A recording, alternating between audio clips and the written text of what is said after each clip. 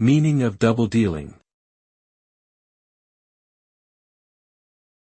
Double dealing.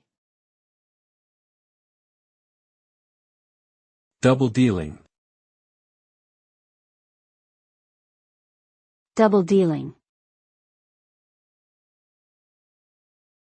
Double dealing.